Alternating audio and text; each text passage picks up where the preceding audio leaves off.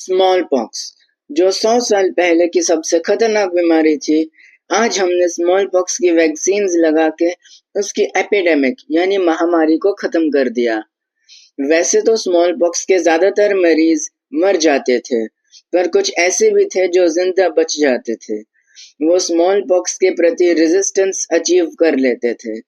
बाकी सारी दुनिया स्मॉल पॉक्स से डरती थी, पर वो निडर थे, क्योंकि ये बीमारी एक इंसान को बस एक ही बार होती है। वो स्मॉल पॉक्स के रोगियों का उपचार करने में डॉक्टर्स की सहायता करने लगे। उनकी रोग प्रतिरोधक प्रणाली ने उस वायरस को देखा और उसके लिए एंटीबॉडीज बना ली। फिर उससे लड़के जीतने के बाद उससे हमेशा के लिए याद रखा। दोबारा आने पर आसानी से जीत गए और बीमार नहीं हुए। इस पूरे प्रोसेस को देख के ही वैक्सीन बनाने का आइडिया आया।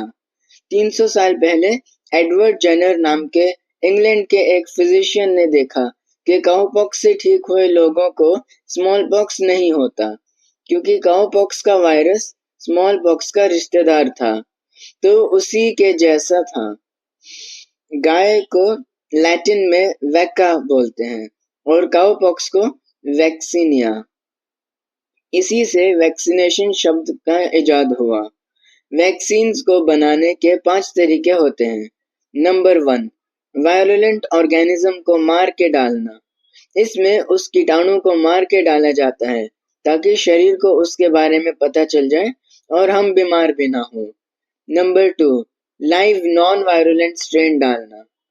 इसमें कीटाणु को कमजोर करके डाला जाता है, जिससे वो इंसान एक दिन के लिए बीमार होता है और फिर अपने आप ठीक हो जाता है। नंबर 3, मॉडिफाइड टॉक्सिन्स डालना।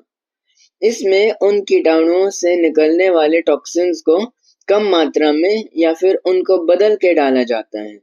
नंबर 4, आइसोलेटेड एंटीजन डालना।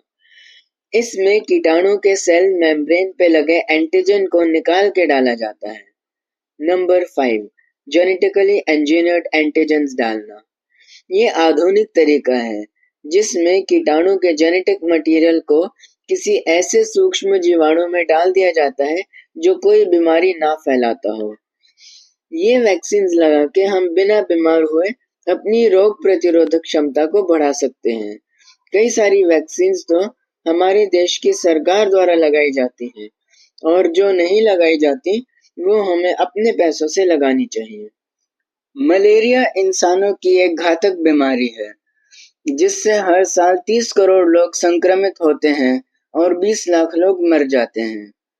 इसका कीटाणु प्लाज्मोडियम नामक एक प्रोटोजोन पैरासाइट यानी परजीवी है। इस बीमारी को मलेरिया से इन्फेक्टेड मादा एनोफिलीज मच्छर इंसानों का खून पी के फैलाती है। इस बीमारी के लक्षण इस प्रकार हैं: सरदर्द, जी मचलाना, मांसपेशियों में दर्द और तेज बुखार। हर अटैक 6 से 10 घंटे का होता है और 3 तरह का होता है। कोल्ड स्टेज, इसमें बहुत ठंड लगती है और पूरा शरीर कांपने लगता है। हॉट स्टेज, बुखार, सांसें और दिल की धड़कनें बहुत तेज हो जाती हैं।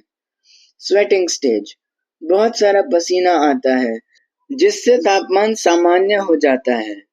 ठीक होने के बाद भी कई दिन तक कमजोरी और खून की कमी रहती है। मलेरिया की वजह से स्प्लीन और लीवर में सूजन आ जाती है, जिससे वो बड़े दिखने लगते हैं क्योंकि उनको बहुत काम करना पड़ता है।